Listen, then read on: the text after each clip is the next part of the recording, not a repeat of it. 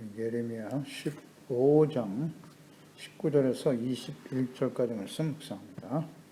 15장 19절에서 21절까지 말씀 읽겠습니다. 여호와께서 이와 같이 말씀하시되 내가 만일 돌아오면 내가 너를 다시 이끌어 내 앞에 세울 것이며 내가 만일 헛된 것을 버리고 귀한 것을 말한다면 너는 나의 입이 될 것이라. 그들은 내게로 돌아오려니와 너는 그들에게로 돌아가지 말지니라. 내가 너로 이 백성 앞에 견고한 돛성벽이 되게 하리니 그들이 너를 칠지라도 이기지 못할 것은 내가 너와 함께하여 너를 구하며 건짐이라. 여호와의 말씀이니라. 내가 너를 악한 자의 손에서 건지며 무서운 자의 손에서 구원하리라. 아멘.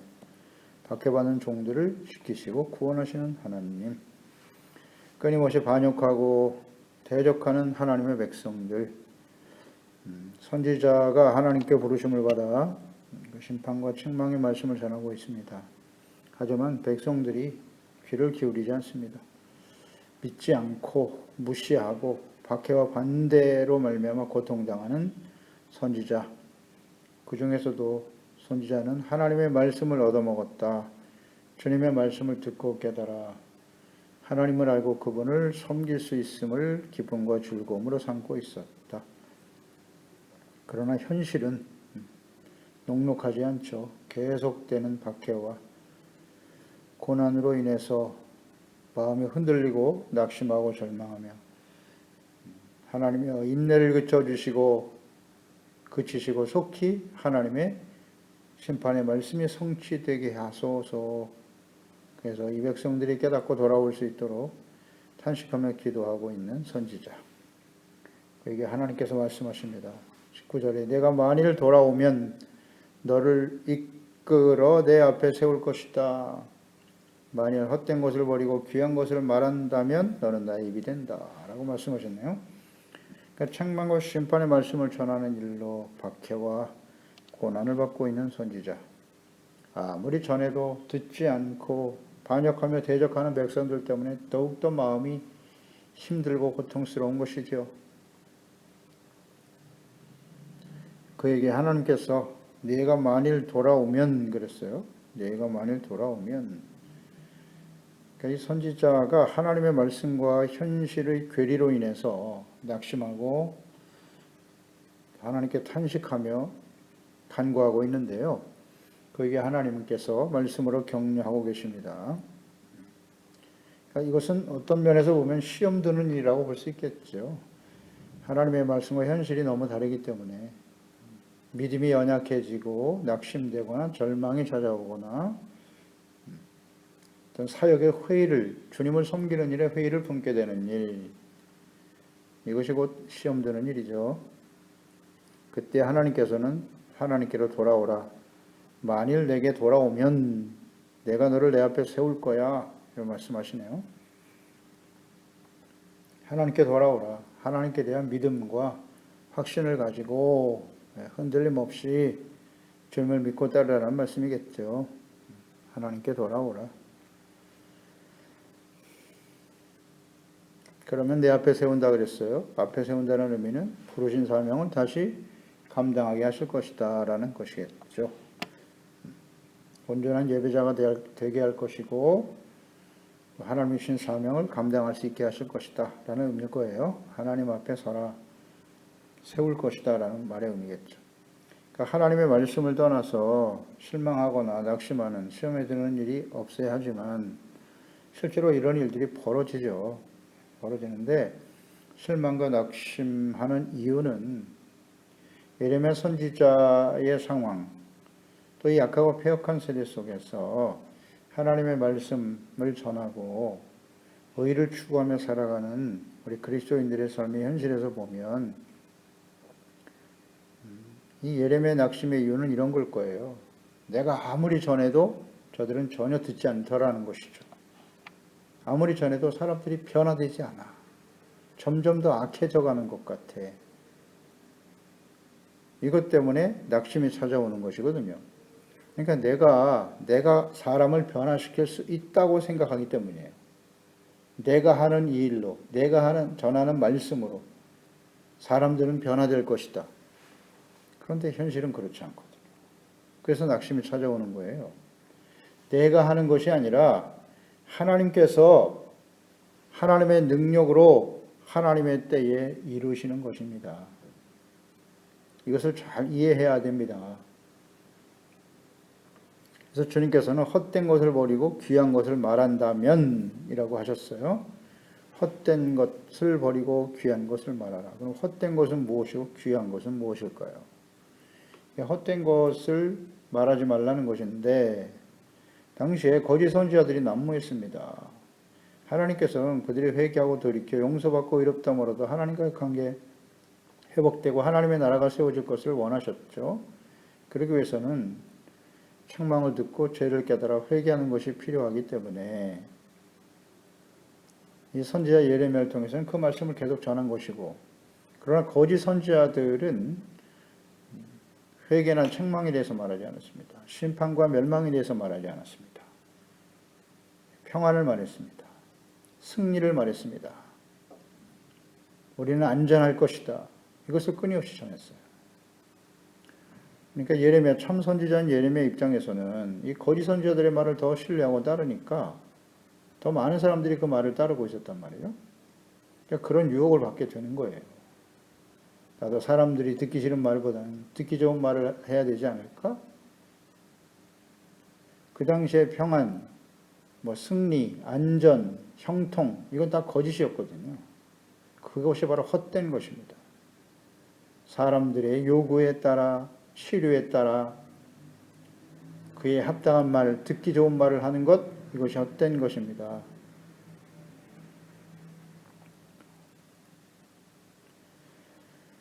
그리고 이 일로 인해서 때로는 실망하고 낙심하고 포기하려고 하는 것, 이건 헛된 것이에요. 이걸 버려야 된다. 그럼 귀한 것이란 무엇입니까? 하나님의 말씀이겠죠. 당시에 선지자에게 주시는 말씀, 비록 책망과 심판의 말씀이지만 하나님의 백성들이 듣고 깨달아 죄를 버리고 하나님께 돌아와 용서받고 의로운 하나님의 백성으로 회복되는 일, 이것이 바로 귀한 것이죠. 귀한 일입니다. 그러니까 사랑과 공의의 하나님, 하나님의 백성들을 사망에서 생명으로, 심판에서 구원으로 인도하는 일, 이것이 귀한 것입니다. 그럴 때 너는 나의 입이 될 것이다. 그들은 내게로 돌아오려니와 너는 그들에게로 돌아가지 말지니라 라고 말씀하셨네요. 이런 귀한 말씀을 전할 때 귀한 것, 어떤 것이 귀한 것이냐? 생명을 얻고 구원을 얻고 심판에서 구원받게 하는 것이 귀한 것 아니겠습니까? 그래서 사람들의 귀에 듣기 좋은 말을 하다가 그들을 사망과 멸망으로 이끌어가는 것은 그게 헛된 일입니다. 그래서 우리는 어떤 말씀을 전해야 되고 어떤 말씀을 들어야 할까요? 예레미야 시대와 같이 마지막 심판이 임박한 시대인데요. 지금이 어떤 것이 귀한 것이고 어떤 것이 헛된 것일까요? 이것을 잘 분별할 줄 알아야 합니다. 이 하나님이 주신 말씀이 귀한 말씀이죠. 그걸 그대로 있는 그대로 전할 때 너는 나의 입이 될 것이다. 하나님의 말씀을 대변하는 입일 뿐이에요. 내가 사람들을 어떻게 변화시키는 게 아니라 다만 우리는 입의 역할을 할 뿐이죠. 죄종들의 역할이죠. 사명이고요. 그냥 하나님의 말씀을 전하는 겁니다. 절대 내가 나의 능력으로 나의 언변으로 놀라운 능력으로 언어의 능력으로 아니요. 사람들을 변화시킬 수 없어요. 그냥 하나님의 입이 되어 주는 것뿐입니다. 그 당시에 많은 사람들이 하나님의 이름으로 말씀을 전했습니다마는 어떤 것이 진정 하나님의 입이 되어 사역을 감당하는 종이었는가? 예레미야. 오늘 이 시대도 마찬가지예요. 주님의 이름으로 교회 안에서 강대상에서 수없이 하나님의 말씀이 선포되고 있습니다만 어떤 것이 하나님의 입에서 나오는 말씀일까요? 분별할 줄 알아야 합니다. 그러니까 자신의 생각과 감정과 뜻을 전하는 것이 이게 헛된 말이고요. 마지막 심판이 임박한 시대에는 책망과 교훈의 말씀, 의에 대해서 말씀하시는 거예요. 이 말씀을 끊임없이 전해야 돼요. 듣기 싫어하고 거부하고 대적할지라도 하나님의 말씀을 있는 그대로 전하는 것이 귀한 말입니다. 그리할 때 백성들이 하나님께로 돌아올 것이기 때문입니다. 그리고 결코 그들에게 너는 돌아가지 마라 이런 말씀하셨네요. 선지자에게 그들에게 돌아가지 말라. 그들은 지금 반대하고 박해하는 백성들이거든요. 그들로 인해서 낙심하거나 두려워하거나 원망하지 말라는 것이고요. 백성들이 듣기 좋은 말을 전하려고 하는 유혹, 그것이 하나님의 말씀을 전하는 종들에게는 있거든요. 그리로 돌아가지 말라는 거예요. 그런 의미로 묵상이 되네요. 선지자에게 하나님의 말씀을 전하고 증거해야 될 하나님의 입이 되어야 할 주의 종들. 야고보서 5장 7절에서 10절 말씀입니다. 그러므로 형제들아 주께서 강림하시기까지 길이 참으라. 보라 농부가 땅에서 나는 귀한 열매를 바라고 길이 참아 이른 비와 늦은 비를 기다리나니 너희도 길이 참고 마음을 굳건하게 하라. 주의 강림이 가까우시니라. 형제들아 서로 원망하지 말라. 그리하여야 심판을 면하리라. 보라 심판주가 문 밖에 서 계시니라. 형제들아 주의 이름으로 말한 선지자들을 고난과 오래 참음의 본으로 삼아라. 말씀하죠. 귀한 열매를 바라고 길이 참아라. 주님이 강림하실 때까지 마음을 굳건하게 하라고 말씀하고 있죠. 서로 원망하지 말라고 그랬습니다. 원망하면 그리하여야 심판을 면하리라 하셨으니까 원망 불평하면 하나님의 진노 앞에 서게 되는 거예요. 예수님의 재림은 심판주가 문 밖에 서 계시니라 하셨으니까 산자와 죽은 자를 심판하러 오시는 거예요. 원망 불평하는 자는 헛된 열매가 되는 거고 귀한 열매, 주의 이름을 말한 선지자들과 같이 고난과 오래 참음을 본으로 삼아 낙심하지 말고 원망 불평하지 말고 책망의 말씀에 귀를 기울이고 돌이키는 자들이 되라고 말씀하고 있지요. 그래서 박해로 인해서 고통당하며 탄식하는 선지자에게 의를 위해서 박해를 당하는 자들에게 주시는 약속의 말씀이지요. 20절에 내가 너로 이 백성 앞에 견고한 놋성벽이 되게 할 것이다. 지켜줄 것이다. 구원할 것이라고 약속하시네요. 놋성벽이 되어준다. 그들이 너를 칠지라도 이기지 못할 거고 내가 너와 함께하여 너를 구하여 건질 것이다. 악한 자의 손에서 무서운 자의 손에서 너를 건져줄 거야. 20절 21절 말씀이죠. 견고한 놋성벽이 되어준다. 그러니까 어떠한 대적의 공격에도 하나님께서 안전하게 지켜주시는 약속이죠. 하나님이 같이 계시니까 그 하나님을 대적할 자가 누가 있겠습니까? 놋성벽 도저히 난공불락에 강력한 능력이 되어 주실 것이다. 하나님이 함께 하시면 인생은 놋성벽이 되는 겁니다. 내가 아니라 하나님이 함께 하시도록 해야 하는 거예요. 어떤 사람과 함께 하시는가? 하나님의 말씀을 듣고 순종하는 사람들.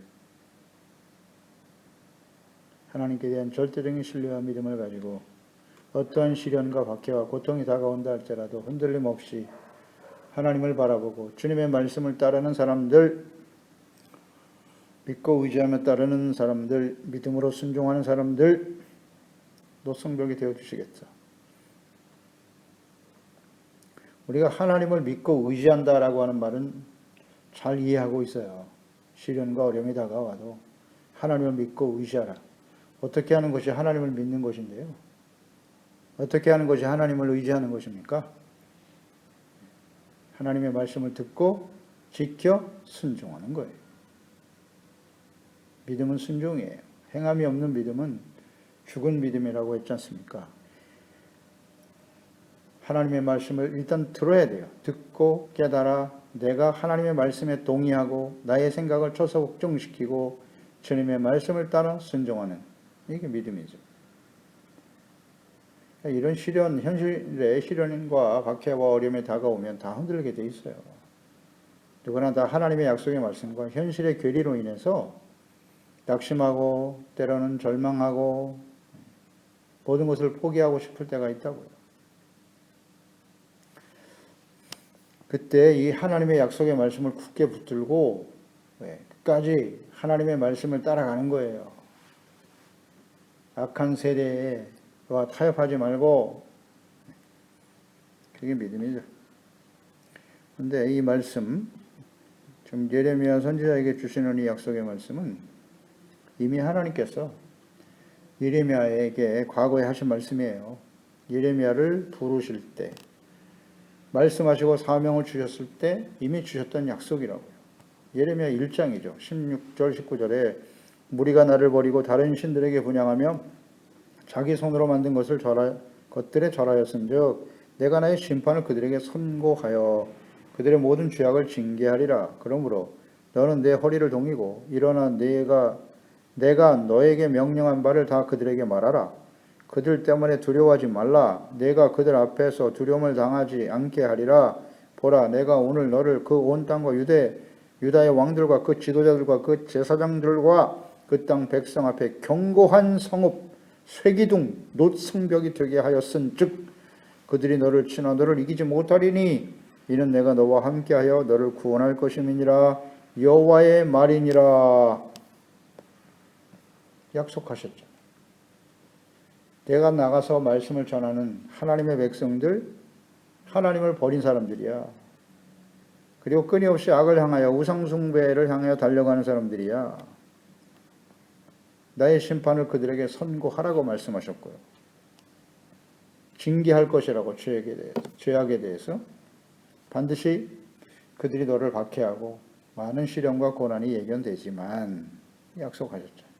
또 성벽이 되어줄 것이고 내가 너와 함께하여 구원할 것이다 라고 말씀하셨었죠. 그런데 이 말씀을 다시 이 상황에서 예레미야 선지자에게 하고 계신단 말이에요. 그러니까 1장에 사명을 받아서 열심히 하나님의 말씀을 전했지만 이 15장까지 올 동안에 너무나 많은 박해와 시련과 고통 앞에서 지금 선지자가 흔들리고 있다는 거예요. 흔들리고 있기 때문에 시험에 들어 탄식하고 있기 때문에 하나님이 이 말씀을 다시 기억하게 하시는 거예요. 내가 너에게 주었던 말씀을 생각해봐. 즉 주님께서 지금 15장 20절 21절에 주시는 말씀은 무슨 새로운 말씀이 아니에요. 예레미야를 처음 부르셨을 때 사명을 주시면서 주셨던 약속의 말씀이란 말이에요. 이 약속의 말씀을 기억하라는 거예요.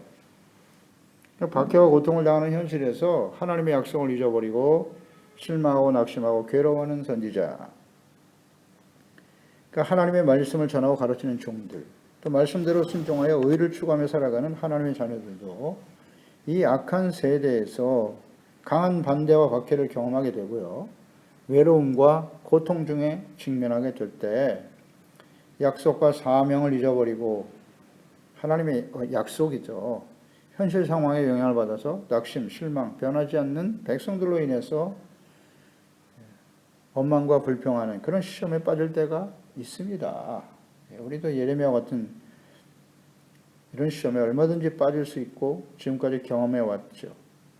그럴 때 하나님께서 의를 위해 박해를 받는 자, 사명을 감당하는 일로 고난받는 종들에게, 하나님의 자녀들에게 견고한 놋성벽이 되어주시고 지켜주시는 하나님, 구원하시는 하나님이시다. 아멘입니다. 하나님은 어제나 오늘나 영원토록 동일하신 분이세요. 예레미야의 하나님은 오늘 예수 그리스도 안에 있는 우리의 하나님 아버지십니다. 지켜주십니다. 함께 해주세요. 사울 왕의 계속되는 박해와 파상적인 추격과 공격 앞에서 다윗이 승리했을 때 하나님께 감사와 찬양을 드린 그 말씀이 시편 18편 1절로 3절이죠. 나의 힘이신 여호와여, 내가 주를 사랑하나이다. 여호와는 나의 반석이시요 나의 요새시요 나를 건지시는 이시요 나의 하나님이시요 내가 그 안에 피할 나의 바위시요 나의 방패시요 나의 구원의 뿌리시요 나의 산성이시로다. 내가 찬송받으실 여호와께 하리니 내 원수들에게서 구원을 얻으리로다. 아멘. 이 하나님께 대한 믿음으로 기도하며 찬송할 수 있었던 다윗. 많은 시련과 고난 속에서 죽음의 고비를 수없이 넘나들면서 죄가 있어 당하는 것이 아니라 악한 사울에 의해서 당시에 최고의 권력자였던 사울 장인이었잖아요. 사울 왕으로부터 끊임없이 추격을 당하고 고난과 괴로움을 당할 때 피할 길이 없었습니다. 그 당시에 모든 이스라엘 백성들이 다윗을 대적하고 있었기 때문에 혼자의 힘으로는 감당할 수가 없었죠. 그러나 그때 하나님이 나의 산성이 되어주시고 나의 요새여 구원이 되어주시고 이것을 확실히 깨닫게 되었다는 거죠. 하나님께 대한 절대적인 신뢰와 믿음, 하나님의 약속의 말씀, 하나님이 나를 기름 이 나라의 왕이 되게 하시겠다는 약속, 그 말씀을 굳게 믿고 순종했던 사람 다윗. 다윗의 하나님은 이스라엘의 하나님이시고 예수 그리스도 안에 있는 우리의 하나님이시다. 이 확신을 가져야 돼요.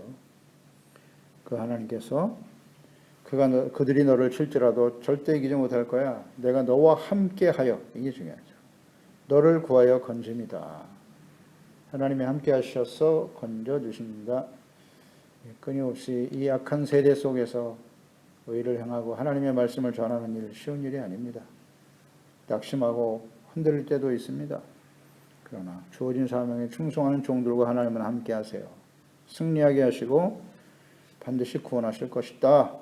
구원하신 이유는 사명을 감당해야 하기 때문이에요. 그 악한 자들의 손에 넘겨지면 더 이상 사역을 감당할 수가 없기 때문에 하나님께서 하나님의 때에 하나님의 뜻이 이루어질 그때까지 지켜주시고 인도해 주실 것이다. 확신을 갖게 되는 거죠. 하나님의 말씀을 믿고 순종하고 사명을 감당하는 종들에게 주시는 약속입니다. 함께 하신다. 승리하게 하실 것이다. 구원해 주실 것이다. 분명한 약속이죠. 그래서 고린도후서 4장 7절로 10절이죠. 우리가 이 보배를 질그릇에 가졌으니 이는 심히 큰 능력이 하나님께 있고 우리에게 있지 아니함을 알게 하려 함이니라. 우리가 능력이 있는 게 아니에요. 우리와 함께 하시는 하나님의 능력이 있으신 거지. 우리가 사방으로 우겨쌈을 당하여도 쌓이지 아니하며 답답한 일을 당하여도 낙심하지 아니하며 박해를 받아도 버림받지 아니하며 거꾸로 뜨림을 당하여도 망하지 않고 우리가 항상 예수의 죽음을 몸에 짊어짐은 예수의 생명이 또한 우리 몸에 나타나게 하려 함이니라. 그렇습니다. 박해를 받아도 결코 버림받지 않습니다. 낙심하지 않습니다. 승리하게 될 것이다. 하나님이 우리와 함께 하시기 때문이죠. 디모데후서 4장 1절로 5절입니다. 하나님 앞과 살아있는 자와 죽은 자를 심판하실 그리스도 예수 앞에서 그가 나타나실 것과 그의 나라를 두고 엄히 명하노니 너는 말씀을 전파하라. 때를 어떤지 벗었든지 항상 힘쓰라. 범사의 오래 참음과 가르침으로 경책, 경계, 권하라. 때가 이르니 사람이 바른 교훈을 받지 아니하며 귀가 가려워서 자기의 사욕을 따를 스승을 많이 두고 또 그 귀를 진리에서 돌이켜 허탄한 이야기를 따르리라. 그러나 너는 모든 일에 신중하여 고난을 받으며 전도자의 일을 하며 내 직무를 다하라. 아멘. 산자와 죽은 자를 심판하기 위해서 오실 그리스도 앞에 엄히 명하는 말씀이죠. 말씀을 전파하라. 무슨 말씀? 경책, 경계, 권하라. 경책, 책망의 말씀입니다. 일깨우는 말씀입니다. 이 말씀을 끊임없이 전해야 된다. 많은 고난이 있을 거야. 하지만 전도자의 사명을 내 직무를 다해야 한다. 그렇습니다. 패역한 세대에 책망과 심판의 말씀을 전하는 일, 의를 추구하는 일은 박해와 고난에 직면하게 됩니다. 경건하게 살고자 하는 자는 박해도 함께 받을 수밖에 없습니다. 하지만 당장 고통스러운 현실로 다가오는 절망과 낙심을 받아들이면 많은 사람들을 생명으로 인도하는 기회를 잃어버리게 되는 거예요. 하지만 언제나 소망이 되시는 하나님과 그분의 약속의 말씀을 묵상하고 믿음과 소망의 불을 밝힐 때 멸망해가는 세상에 생명과 구원의 빛이 될 수 있을 것입니다. 기도하겠습니다. 하나님 아버지, 오늘도 주의 말씀을 묵상합니다.